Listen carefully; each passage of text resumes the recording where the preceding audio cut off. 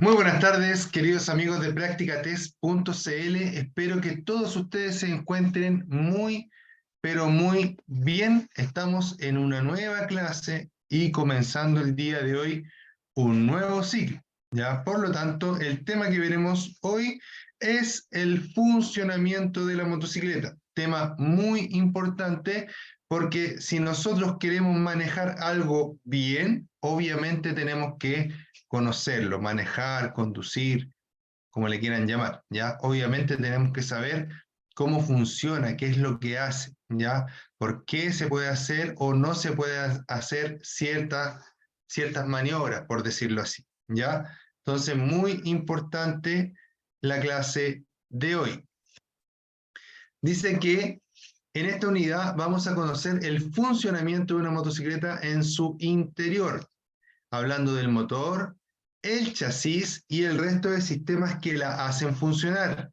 También trataremos cómo realizar un buen mantenimiento de ruedas, neumáticos, frenos y espejos y cómo las fuerzas físicas inciden a la hora de manejar una motocicleta. Ya dentro de los contenidos que vamos a ver está, por ejemplo, el chasis, el motor, los sistemas de lubricación, el sistema eléctrico, los sistemas de combustible antiguos y nuevos, ¿cierto? Los sistemas de escape antiguos y nuevos, el sistema de refrigeración, tanto de aire, ¿cierto? Como de líquido, las transmisiones, los sistemas de traspaso de energía del motor hacia la rueda trasera, los frenos, vamos a ver, ¿cierto? Etcétera, ¿ya? Entonces, lo que vamos a empezar viendo va a ser este primer texto. Dice que para conducir una motocicleta debe conocerla muy bien, físicamente como su recorrer, para impedir cualquier tipo de siniestro. Recordemos que el siniestro es un accidente, ¿ya? En la normativa actualmente se cambió esa palabra, ¿ya? Porque siempre se dijo que era una palabra que estaba mal utilizada, ¿ya? Accidente es algo inevitable, ¿ya? Y la mayor parte de a lo que nosotros le llamamos accidente en el tránsito es evitable, ¿ya? Por lo tanto, lo que pasa en el tránsito son siniestros, ¿ya? Una de las características de una motocicleta es que no posee equilibrio como un automóvil u otro tipo de vehículo. Entonces, su equilibrio depende del conductor. Cuando conduzca una motocicleta, debe identificar sus medidas en relación a sus características físicas. Es importante revisar el manual del fabricante, puesto que pueden existir muchas diferencias entre motocicletas, ¿ya? Tales como su tamaño, y su peso, importantísimo, ¿ya? No todas las motos son iguales, ¿ya? Mecánicamente, por peso, constructivamente, no todas las motos son iguales y de hecho existen muchas diferencias entre una y otra moto, ¿ya? Entonces, tenemos que poner atención a eso, ¿ya? Súper importante eso, ¿ya? De hecho, en otros países, eh, las motocicletas o las licencias para motocicletas son diferenciadas, ¿ya? Yo no puedo empezar, por ejemplo, sacando una licencia para una moto 600 o 1000, ¿ya? Tengo que, por ejemplo, pasar 2 años por una hasta 250, por ejemplo, después una hasta 400, después una 600 y después una 1000, una cosa así. No, no me sé exactamente la cilindrada y cuántas licencias son, pero se va dando de a poco, entendiendo que no puedo llegar y subirme una tremenda moto si es que estoy recién empezando, ¿ya? Súper importante. Entonces ahora paso a saludar a las personas que están conectadas. Bueno, en este momento hay una sola persona, pero habían tres más de nada, ¿ya? Saludos para Carolina Zúñiga, ya que está conectada en este momento. Carolina, recuerda que para comunicarte conmigo tiene la sección de preguntas. Cualquier duda, cualquier consulta, cualquier comentario que quieras hacer, lo puedes hacer directamente en la sección de preguntas, ¿ya? No hay ningún problema, ¿ya? Denme un segundo, por favor.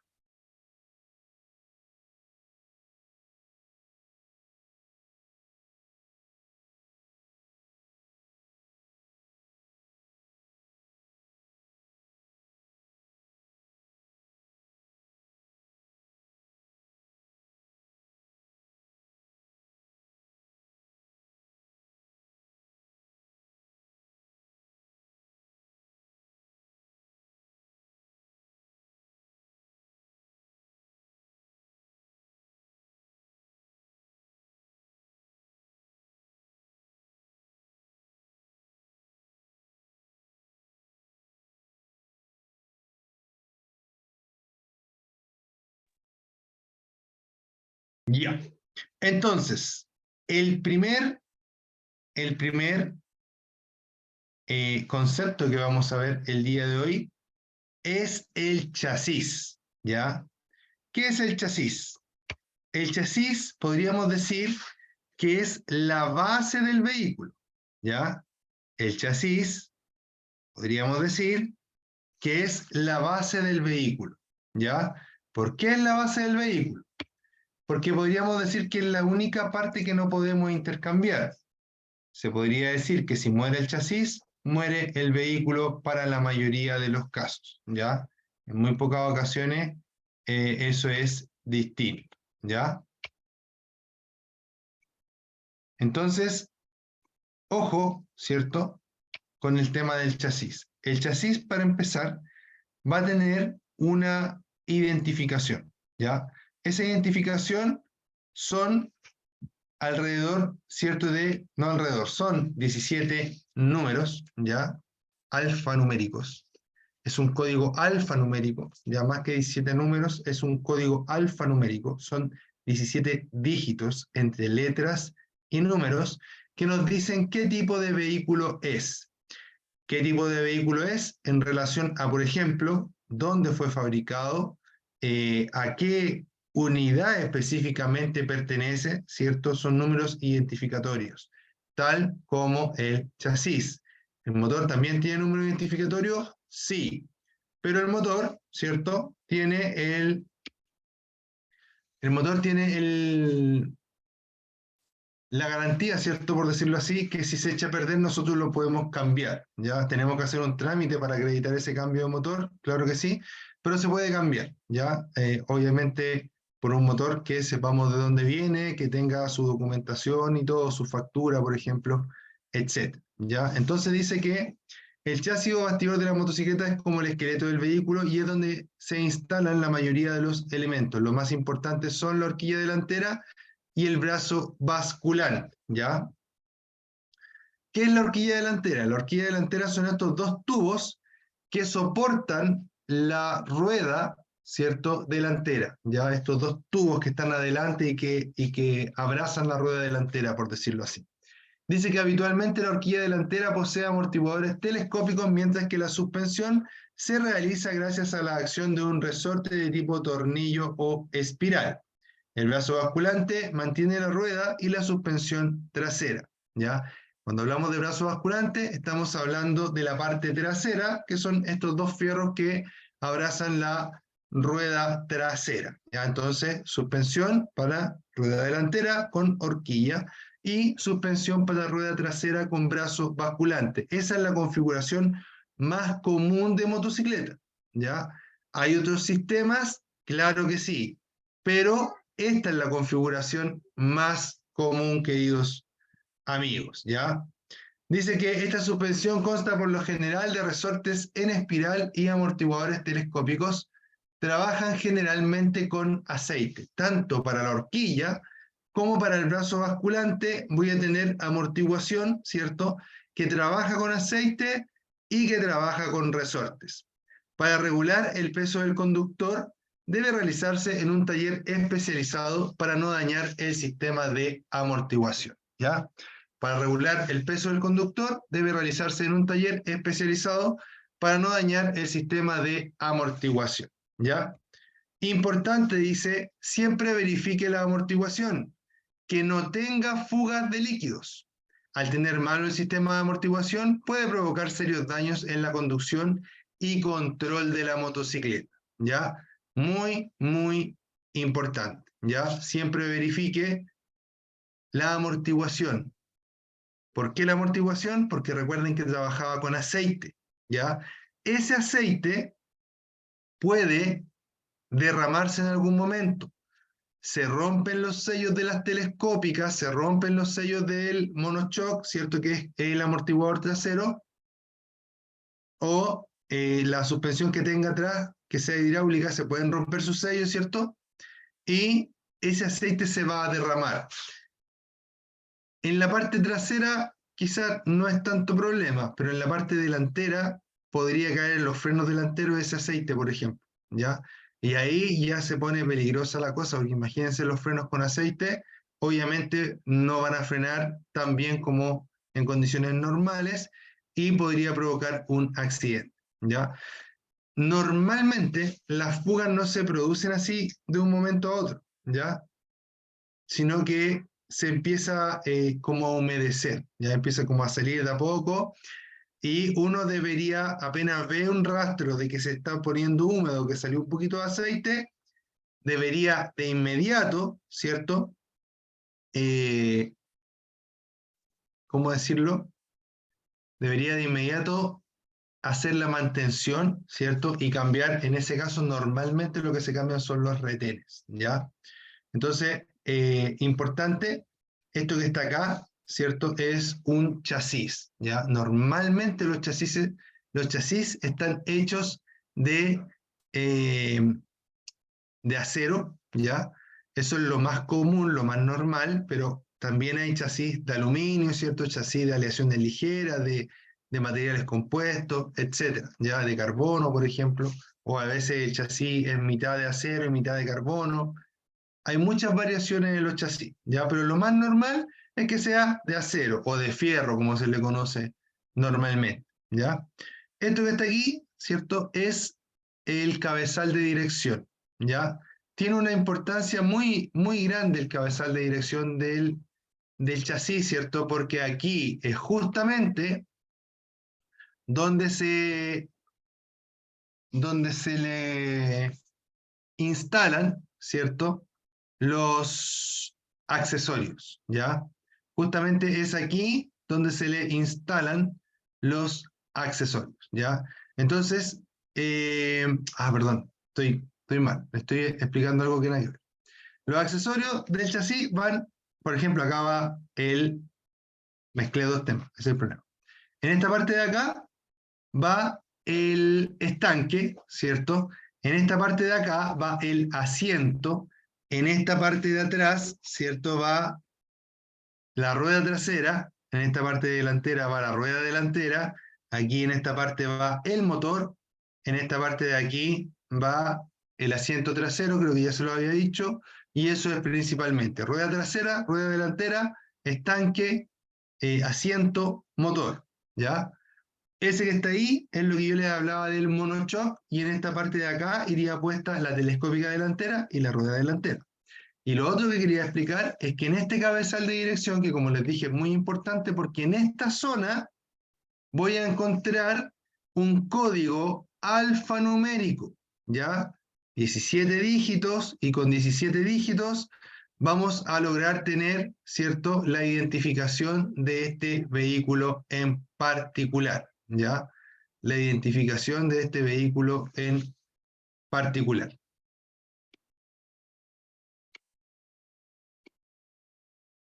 2.2, el motor, ¿ya?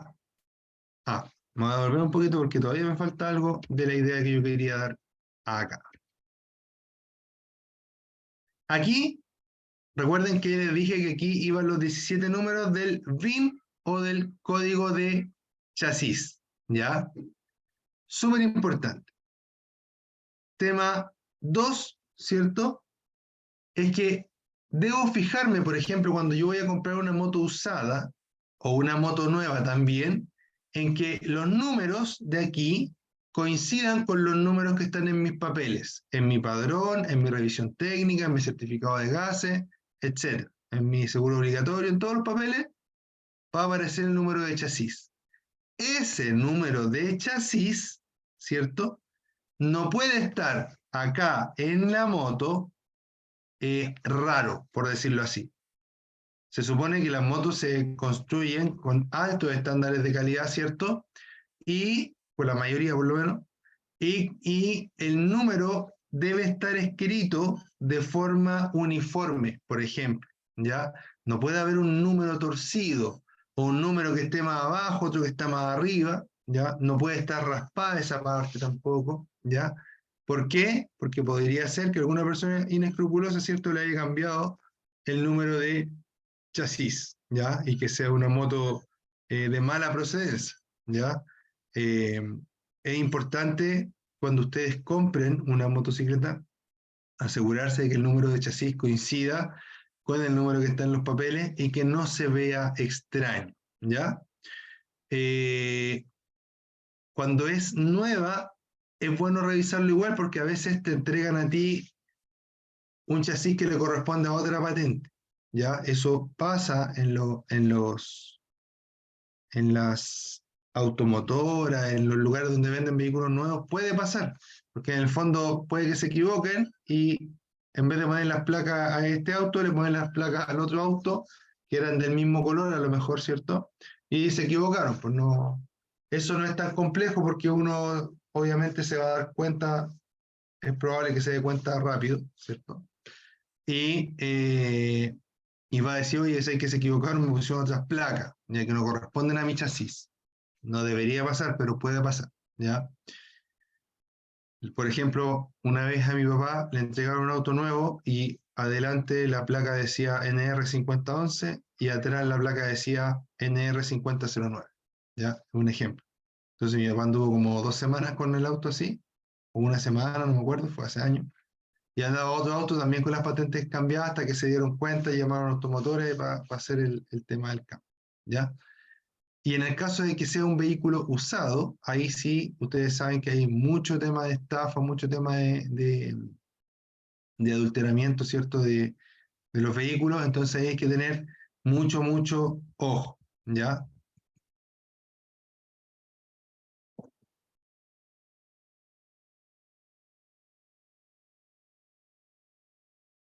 El motor. Dice, como en los automóviles, también es el corazón de la motocicleta, ¿ya? Ahora hablamos del chasis, que es la base, y ahora vamos a hablar del motor, que como aquí dice, viene siendo el corazón. ¿Por qué? Porque es muy importante, porque sin el motor no se puede hacer nada, ¿por cierto? Entonces, como dice, como los automóviles, también es el corazón de la motocicleta, pero existen dos tipos de motores más comunes, que son los de 2 tiempos y los de 4 tiempos, ¿ya? Estos motores, ¿cierto? De 2 tiempos y de 4 tiempos son usados en las motocicletas. Sin embargo, el de 4 tiempos es el que en la actualidad, por lejos, se usa muchísimo más, ¿ya? ¿Y qué diferencia hay entre un motor de 2 tiempos y uno de 4 tiempos? Hay muchas diferencias, ¿ya? En lo que se parecen es que los dos queman combustible, queman gasolina para andar. Lo demás es prácticamente muy distinto en muchos sentidos, ¿ya?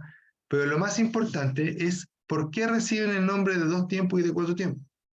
En el de 4 tiempos, el pistón, ya que aquí adentro de esto hay un tubo, por decirlo así, como los cilindros de confort, ¿cierto? Que uno le dice cono de confort, pero en realidad la forma geométrica es un cilindro. Es un cilindro de confort, imagínense aquí, y por dentro se mueve un pistón, ¿ya? Que es casi el mismo porte del cilindro.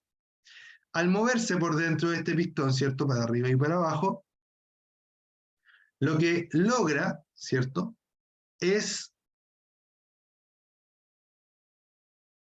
hacer, ¿cierto? Un ciclo en 4 viajes del pistón, por decirlo así. El pistón está arriba, baja, sube, explota y baja nuevamente y sube y ahí termina el ciclo, ¿ya?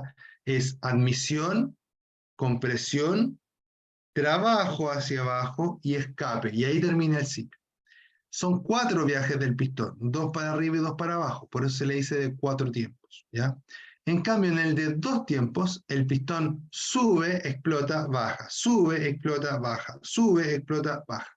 Ahí solamente el pistón hace 2 viajes, por lo tanto, se le llama de 2 tiempos, ¿ya?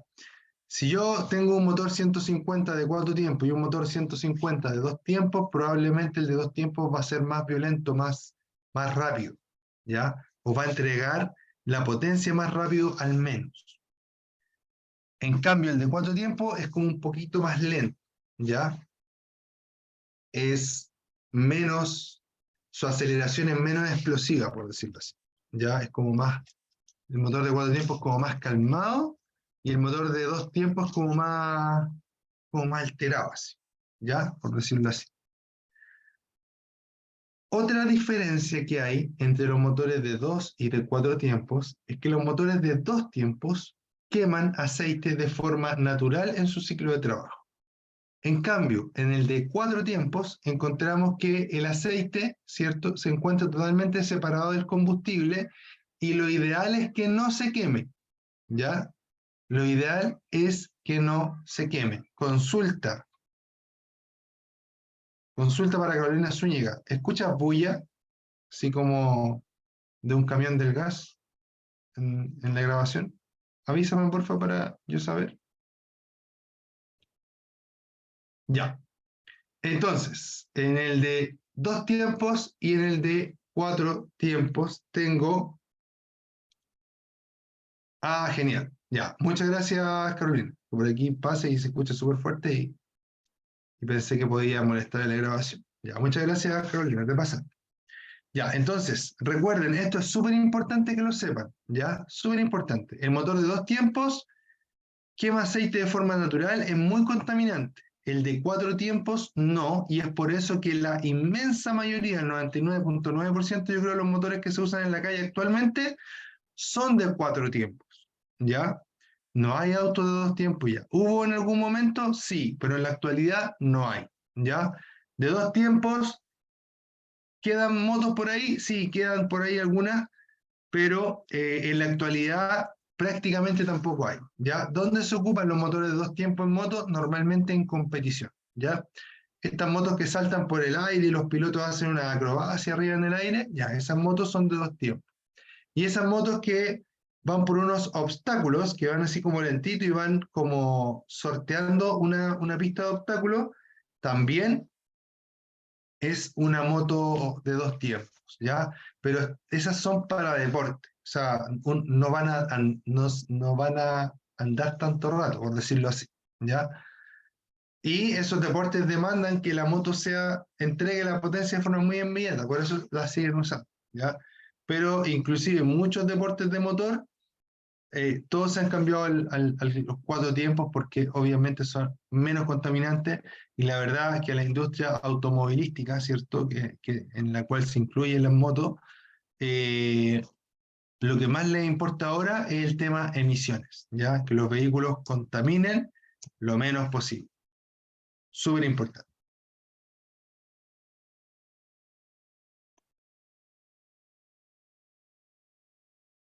Miren, otra cosa que vamos a ver acá es el sistema de refrigeración, ¿ya?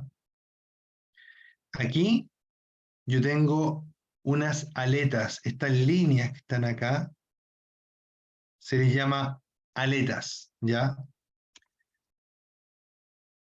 Y si ustedes se fijan, este motor que está acá no tiene esas aletas, es liso, ¿ya? ¿Por qué existe esa diferencia entre este motor y este motor? Bueno, principalmente esa diferencia entre los dos tipos de motores es porque este motor es refrigerado, es decir, que se enfría por aire solamente. El aire va pasando alrededor del motor, ¿cierto? Y lo va enfriando. En cambio, este que está acá se enfría por líquido. Hay una corriente de líquido que va circulando por dentro del motor, además del aceite, ¿cierto? Este líquido está hecho a base de agua, pero tiene otro componente que se llama etilenglicol, ¿ya? Y permite, ¿cierto?, que el motor se refrigere, pero de forma interna. Este motor va a tener un radiador de agua o un radiador de refrigerante. Ya se le llama refrigerante, pero antiguamente se le decía agua porque antiguamente era agua, solo agua, ¿ya? Pero en la actualidad es agua destilada más este componente que les acabo de decir, ¿ya?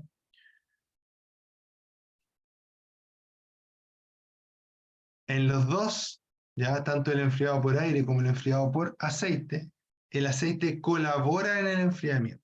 Ya, no es que el aceite sea para enfriar, pero por defecto colabora en el enfriamiento de los motores. 2.3, el sistema de lubricación. Dice, en los motores de 4 tiempos, ¿ya? Que son los que se usan más o se usan menos ahora.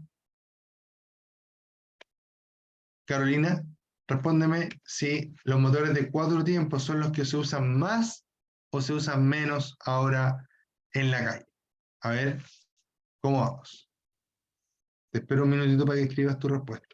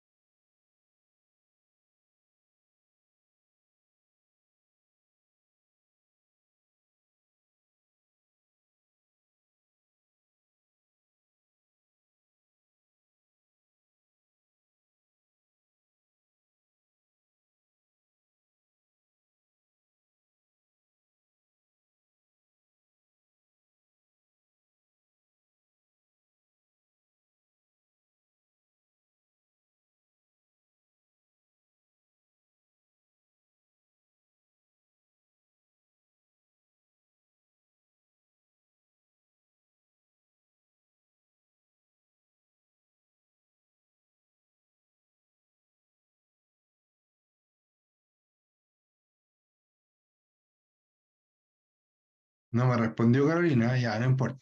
Ya, recuerden que los más utilizados, ¿cierto? Son los de 4 tiempos, ¿ya? Súper importante, los más utilizados son los de 4 tiempos, ¿ya? Y es el que vamos a ver precisamente, o que vamos a analizar ahora, en esta parte, ¿ya? Dice que en estos motores de 4 tiempos, una bomba de aceite envía el aceite a presión a los diferentes puntos del motor para disminuir la fricción, refrigerar el motor y evitar el desgaste de las partes móviles del motor. Siempre controle el aceite con las pautas del fabricante. Siempre controle el aceite con las pautas del fabricante. Después dice, en un motor de 2 tiempos, el combustible se mezcla, ahí le está hablando del de 2 tiempos. ¿Ya? Anteriormente estuvimos hablando solo del de 4 tiempos. En un motor de 2 tiempos, el combustible se mezcla con el aceite para su funcionamiento. ¿Ya? Súper, súper importante.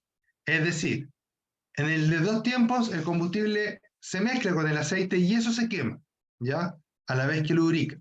En cambio, en el de 4 tiempos, el aceite va en una parte distinta, ¿cierto? Y es bombeado a través de una bomba que está conectada al giro del motor, ¿cierto? Y con esto bombea el aceite y lo tira a presión a los distintos puntos del motor. Si ustedes miran acá, ¿cierto? Tenemos en la parte baja todo lo que se ve rojo en esta imagen, ¿cierto? Todo lo que se ve rojo es aceite, ¿ya?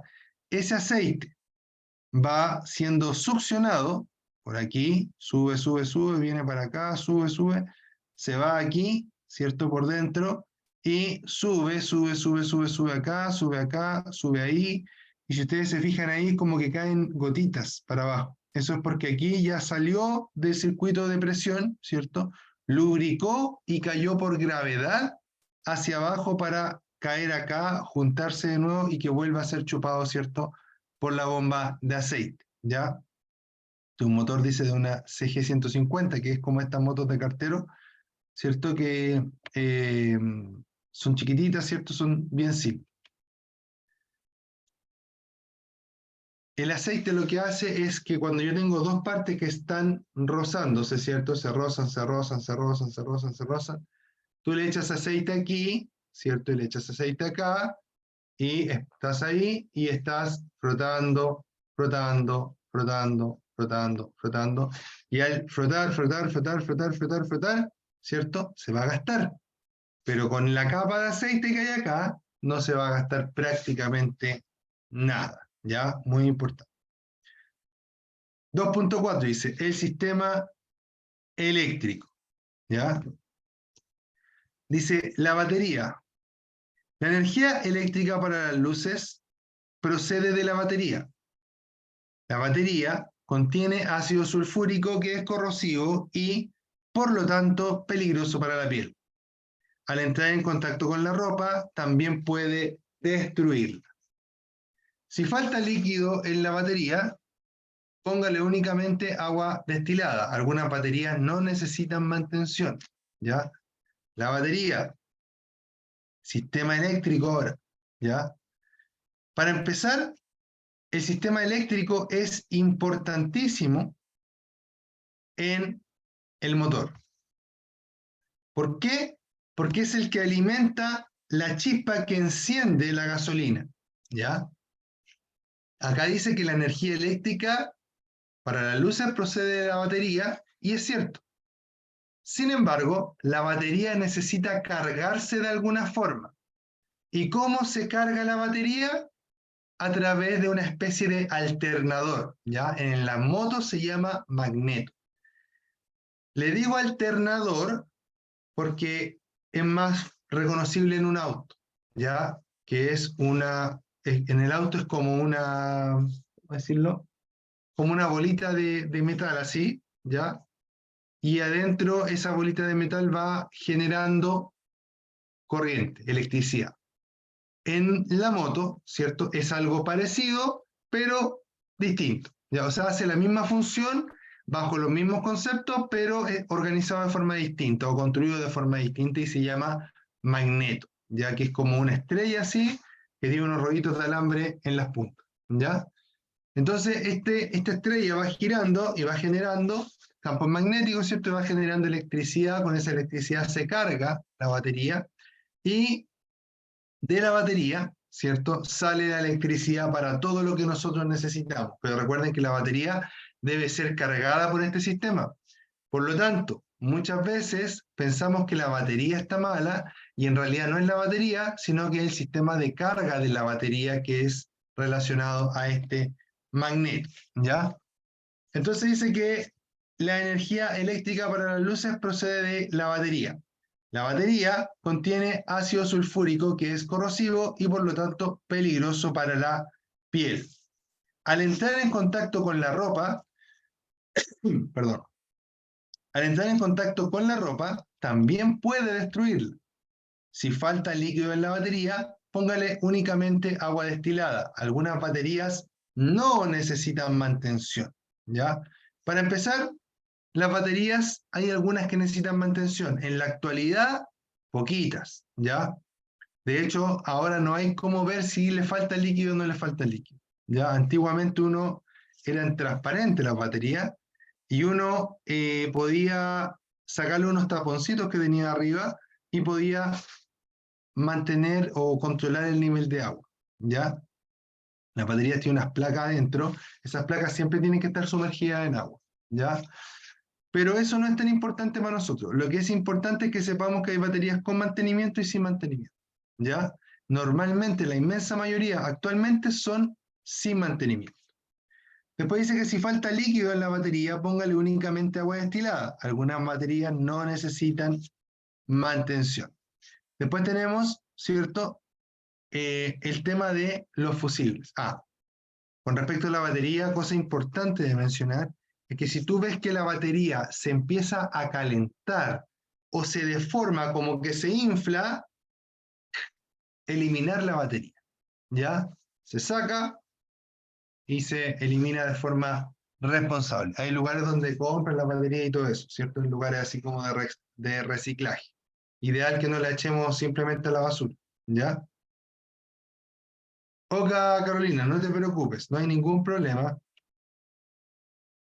Entonces, después vamos a hablar de los fusibles, que esta es una de las partes más importantes de esta clase. Ya nos queda poquito tiempo, no, ni tan poco tiempo en realidad, nos quedan como 10 minutos, así que lo alcanzamos a ver bien, ¿ya? Pero mucho ojo con esta parte de la clase, porque es de fusibles. Y los fusibles lo que hacen es proteger todo el sistema eléctrico del motor y con eso toda la moto.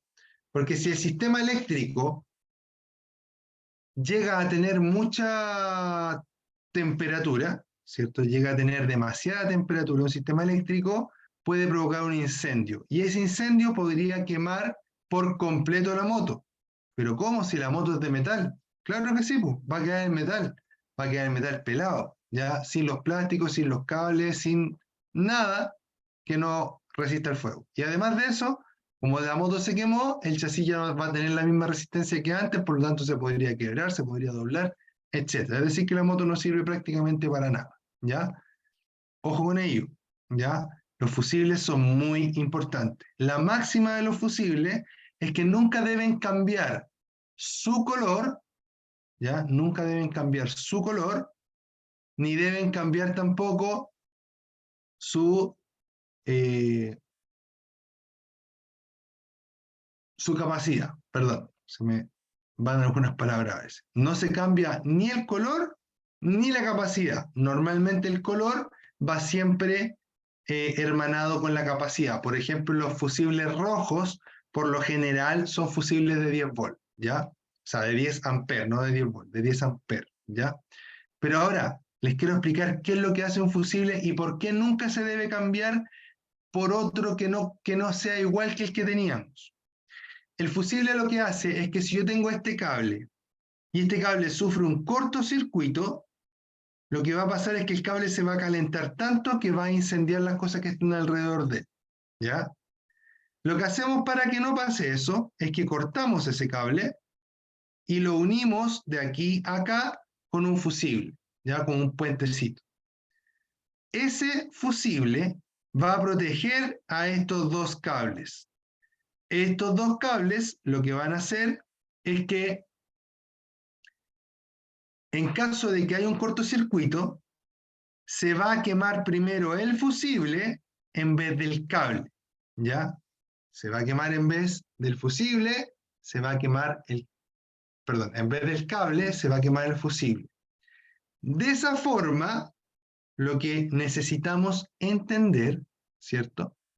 Es que si yo, por ejemplo, saco el fusible de 10 amperes y le pongo un fusible de 20 amperes, en vez de que se queme el fusible, que es lo más barato de reemplazar, se va a quemar el cable o se va a quemar la moto entera, ¿ya?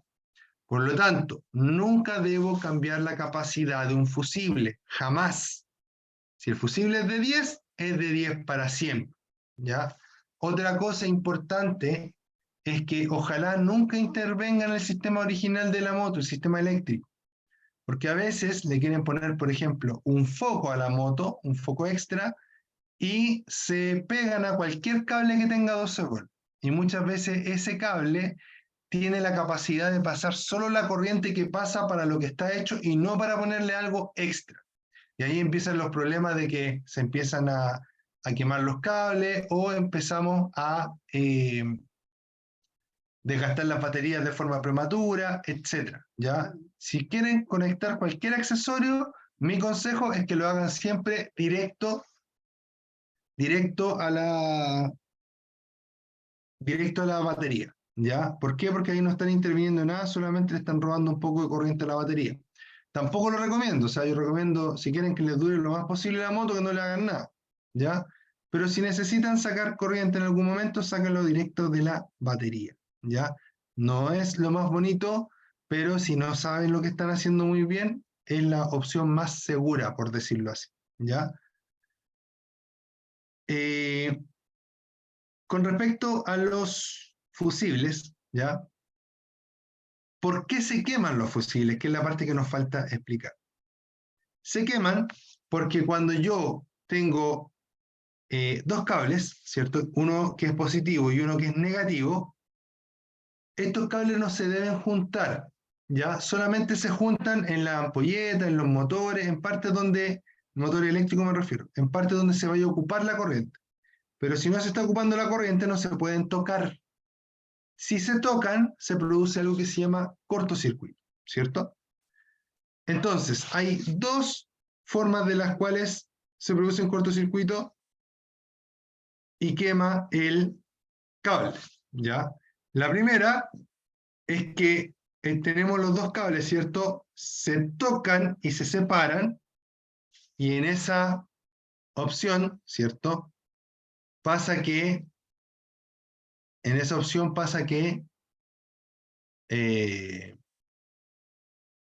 A ver, ¿cómo explicar? En esa opción, ¿cierto? Pasa que los cables se juntaron, ¿ya? Al juntarse se produjo el cortocircuito que les dije y se quema el fusible. Pero a lo mejor se tocaron solamente y se separaron. La moto se va a parar porque se le quemó el fusible, por ejemplo, o va a dejar de funcionar una luz, a lo que proteja ese fusible, ¿ya? Va a venir, usted le va a sacar el fusible, le saca un fusible rojo, compra otro fusible rojo igual, se lo pone y la moto va a volver a funcionar sin ningún problema, ¿ya? Y a lo mejor nunca más le va a dar problema. Esa es la primera opción. Esa falla fue una falla temporal, así del momento. Vino y se fue la falla, ¿ya? Porque los cables se tocaron y se separaron. Porque a lo mejor usted pasó por un hoyo, la moto se sacudió y en ese sacudón se pegaron los cables, o se tocaron los cables. Y la segunda opción, que es la más fome, por decirlo así, es que usted va manejando y pasa por el mismo hoyo, pero ahora los cables en vez de tocarse y soltarse, se tocaron y se quedaron pegados, ¿ya? Esto obviamente los cables tienen que estar pelados para que pase eso, ¿ya? Se tocaron, ¿cierto? Y quedaron así pegados. Ahí va a pasar que se quemó el fusible, la moto paró, usted va a cambiar el fusible y le va a poner un fusible nuevo. Y le va a echar a andar la moto y el fusible se va a quemar de forma inmediata. O a veces va a estar poniendo el fusible y se le quema. En la mano, así, ¡tac! De hecho, salta una chispa. Y ahí está el problema de cuando la gente le cambia la capacidad al fusible. ¿Qué hacen? Ah, es que este de bien no lo aguanta, pongámoslo uno de 20. Jamás se debe hacer eso. Si les pasa eso, que el fusible se quema cuando lo están poniendo o cuando echan a andar la moto de forma inmediata, ¿cierto? Usted lo que debe hacer es tomar la moto y llevársela a un eléctrico y que el eléctrico busque dónde están estos dos cables que están haciendo masa o están puenteados o cortocircuitados, ¿ya? Súper, súper, súper importante, ¿ya? Súper, súper, súper importante. Importante, ¿por qué? Importante porque si usted no lo hace, ¿ya? Está arriesgándose a que la moto se le eche a perder o a tener un accidente o a quemarse, etc. ¿Ya? Es súper peligroso, las motos se prenden así, porque a veces ese cablecito, ¿cierto? O ese fusible que usted va a poner con más capacidad va a hacer que todo el sistema se sobrecaliente y pueda agarrar restos de combustible, restos de aceite que tenga la moto por entre medio, prender si no la apaga nunca más. Entonces, la moraleja de esto es que los fusibles se cambian solo por el mismo fusible, igual, exactamente igual. Y si no da con eso y sigue quemándose, a un eléctrico que sea competente. Queridos amigos, les mando y amigas, les mando un gran abrazo a todos, que les vaya muy bien. Les deseo una excelente semana, ¿ya? Día lunes, una oportunidad para hacer las cosas mejor, para ser más productivos y para que cuando lleguemos al viernes, sábado, ¿cierto? Estemos satisfechos con lo que logramos esta semana, ¿ya? Así que en el caso de nosotros, a estudiar harto para que nos preparemos para nuestros exámenes de conducción. Les mando un abrazo, yo soy Ricardo Cornejo, esto es practicatest.cl y nos estamos viendo pronto.